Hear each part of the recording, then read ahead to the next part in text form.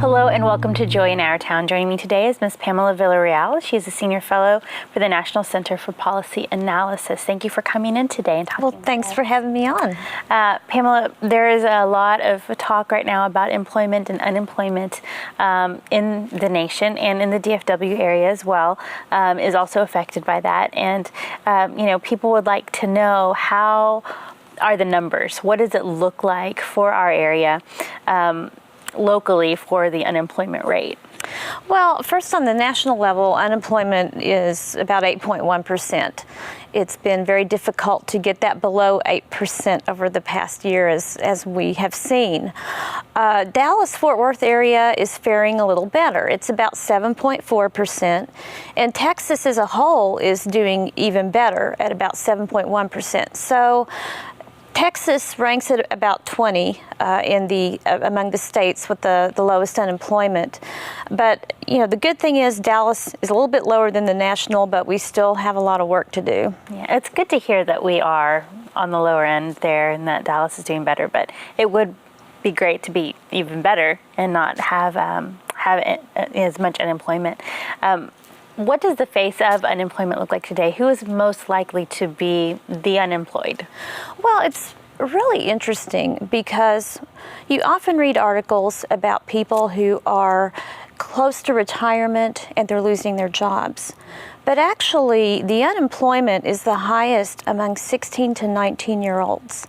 Their rate is about 25%. In fact, if you go into some cities or some areas like Washington, D.C., it's even higher. They have a rate of about 50%. So the unemployment is especially troublesome for young people. That age group has the highest rate, and then you have the 24-year-olds that have a rate of about 14%. Actually, the lowest unemployment rate is for people over 55, and it's about 6%. So this idea that somehow the unemployment is falling disproportionately on older workers is simply not true. That's interesting. Now, some might be watching today saying, well, a 16-year-old, 17, 19-year-old, so forth, they're focusing on school or they're going into college. Maybe that is kind of swaying the percentage of younger people, but how big of an issue is it for those who are seeking jobs that are young people? How competitive is it for them out there? It's a huge issue. For teenagers, the unemployment rate is measured by those teenagers who are actively looking and want a job. So for those who are fully devoted to school and aren't looking, they're not counted. But what is discouraging is in a recession, what happens is you will typically have firms that will hire people for the minimum wage that have a higher skill level.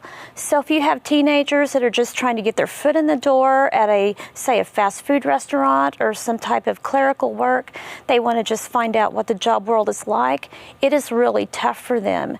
In fact, it's been studied that perhaps the minimum wage may be contributing to teen unemployment, and it's gone up over the past few years. It's now $7.25 an hour.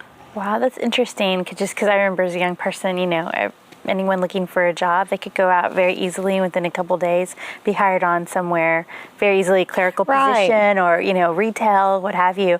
But I think I was about $3.35 an hour when I got my first job.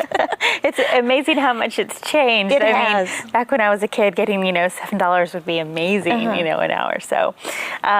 What about the labor force participation rate? Well, that is another number that has recently been discussed. It's been fairly ignored until lately. What the labor force participation rate is it is the rate of people that are of working age, which they consider age 16 to 64, that are actually working.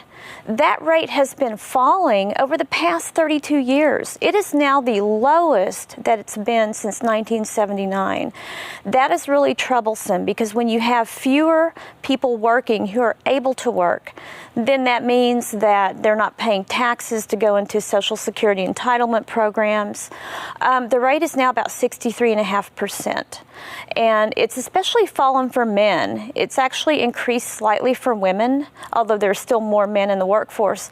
But it's really falling for men, and I think many economists attribute that to the fact that a lot of manufacturing jobs have left. So those are typically predominated by men. So you have this recession that's particularly affecting men right now. That's interesting. What about those who are self-employed?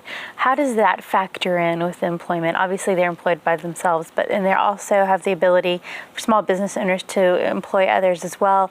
How does that factor in with the unemployment? Are we seeing a lot more people just starting up their own businesses at this point? Those who are able to, obviously.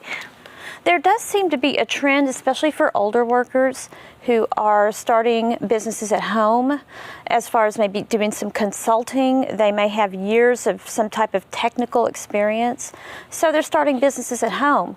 The thing about the Bureau of Labor Statistics is when they report unemployment, they do two surveys. They do one that's called the payroll survey, which is basically the companies report their payroll records, how many people are employed. And then they have what's called a household survey, which is where they actually talk to individuals and find out whether they're employed or not. The payroll survey does not pick up these self-employed people because they're typically at home, but the household survey will pick those people up. And yeah, there does tend to be a trend you see in people who are doing more at-home consulting. And so they're kind of informally in the labor force, so to speak. I see. I was just curious about that because it's interesting how I have noticed a lot more people, starting their businesses or doing more consulting work in this particular, atmosphere of unemployment that people are just kind of making let's just make our own with what we know. Right. So that could actually work out well for those who are able to also start up a small business and hire the unemployed. And for many it does. So. What about policies that encourage people to hire again, to encourage those manufacturers or larger corporations to begin hiring once again? Well, it's interesting. The National Association of Manufacturers just came out with a survey, I believe earlier this week. And what they found was more than 2/3 of businesses are not hiring because of uncertainty. Now, there are a lot of uncertainties pertaining to the global economy that we don't really have control over. But one of the problems is that we have a tax system that many of the tax rates that affect businesses are due to expire the end of the year, and we don't know whether they're going to be renewed or not. That's a problem because companies like to plan for several years out, maybe 2 years, 5 years. So if they're waiting till December to find out whether they're going to be subject to new taxes, then that keeps them from planning, and that really creates a sense of uncertainty. Another problem we're having with as far as uncertainty is the new healthcare reform law. That will affect businesses that have 50 or more employees. Starting in 2014, they'll be required to provide health insurance. And I think with the Supreme Court ruling over the health reform law, a lot of businesses are wondering, well, where do we go from here? Should we start expanding, and maybe with the assumption that it may be overturned or maybe remedied or changed? Should we just kind of hold back until we find out more in 2013 and 2014? So as far as U.S. domestic policy, there is a lot of uncertainty with the tax code, with the health care insurance, that's causing businesses just to hold back. There's that fear of not being able to provide what they're going to be needing to provide for those employees. Right. So, obviously hiring more people on wouldn't be wise. Right, especially if they end up having to turn around and lay them off. And yeah, that's definitely usually not a popular thing in the press when companies go and institute huge layoffs. Right. Now, in the DFW area, we have such a large mix of corporations, lots of different manufacturing. There's just a lot of different business types in the area. Is there a particular area that seems to be really affected by unemployment more than others? And is there one that's doing very well that really hasn't been affected too badly? Actually, in this area and reflecting the nation as a whole, we are seeing a decrease in the unemployment at the public sector level. Federal employees, state, local employees. Some people think that's a good thing because, okay, we don't have as many government workers that taxpayers are supporting, but it is having an effect on the unemployment rate. Also, we are seeing a decrease in employment of information technology people, the computer people. But interestingly enough, there seems to be a boost in the hospitality industry, which would be your restaurants, hotels. So that may indicate that there are more companies that are having conventions, there's a little more travel pickup. And we're also seeing an increase in construction and mining. That's very important because I think that represents the fact that there's a lot more natural gas exploration being done. And also, in spite of what you've heard about the housing market, the new housing starts are up right now. So those types of jobs, construction, mining, exploration, are coming back. They seem to actually be getting a boost from this economy right now. I do find it curious that the industry that's picking up is the hospitality or travel industries whenever there is a large rate of unemployment. So it seems to be, that definitely seems interesting because obviously that requires a lot more financially for others, for people to put out there. So I think that's really interesting that that's the area that's growing.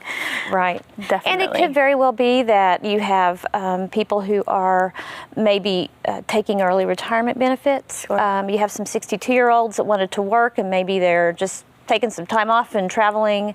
But I think it's probably more of a reflection of perhaps convention business, conferences that are coming back in and being held at these hotels. Definitely, and obviously a lot of people are seeking different types of education. They're going back to school, they're going to conferences to learn a new skill or to try and find a new way to make a living. Right. So I'm sure that probably is a little bit of a reflection of that as well.